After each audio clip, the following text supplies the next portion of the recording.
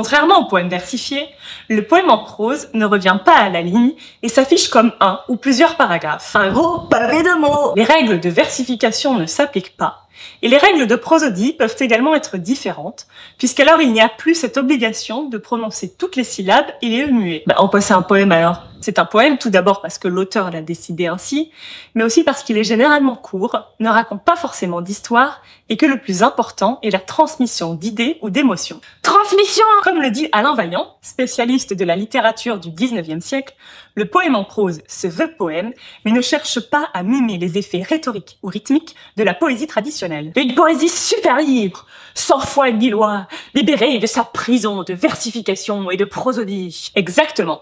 Le poème en prose est d'ailleurs apparu vers la fin du 19e siècle en opposition à des contraintes de versification trop fortes qui créaient un malaise chez certains poètes. Grâce à la poésie en prose, ils ont pu ouvrir la porte à de nouvelles possibilités tout en questionnant le rôle et la forme de la poésie. Mais qu'est-ce que la poésie, mon cher Watson? Ne trouvez-vous pas qu'elle est trop enfermée? Avec la prose, on va trouver une forme d'ironie, de destruction et de jeu sur la poésie, tant par la forme, qui n'a plus l'aspect de la poésie classique, que par le fond. Car alors, les poèmes en prose vont explorer et jouer avec les images, la déformation du réel, les descriptions cryptées, parfois l'absence de narration, parfois un semblant de narration.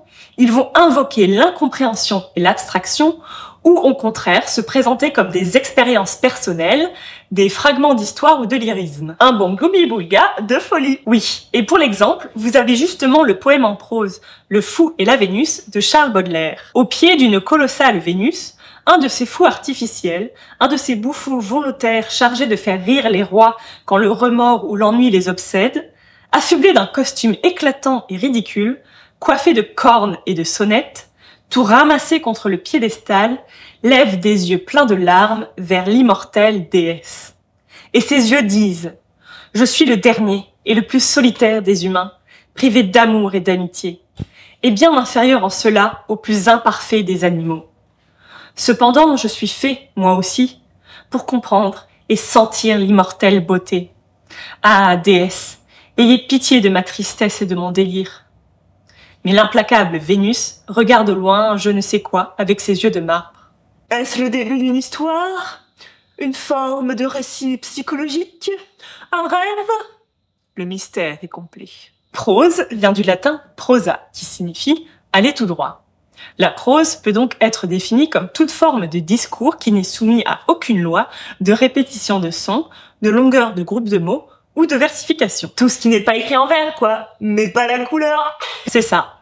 Dans le Spleen de Paris, Charles Baudelaire parle d'une prose poétique, musicale, sans rythme et sans rime, assez souple et assez heurtée pour s'adapter aux mouvements lyriques de l'âme, aux ondulations de la rêverie, aux soubresauts de la conscience. Mais j'aimerais faire une distinction entre prose poétique et poème en prose, si vous me le permettez. À qui tu parles? La prose poétique est pour moi un texte à valeur et intention poétique, mais reste un texte. Un discours, un roman, un monologue par exemple. Le poème en prose, quant à lui, est au contraire un poème et fait donc partie du genre de la poésie, mais pourrait n'être pas ou peu poétique. Oh là là, ça y est, tu m'embrouilles à nouveau. Désolée, mais c'est vrai qu'il faut être un peu fou pour comprendre tout ce flou. Alors soyons fous, soyons poètes et vulgarisons la poésie.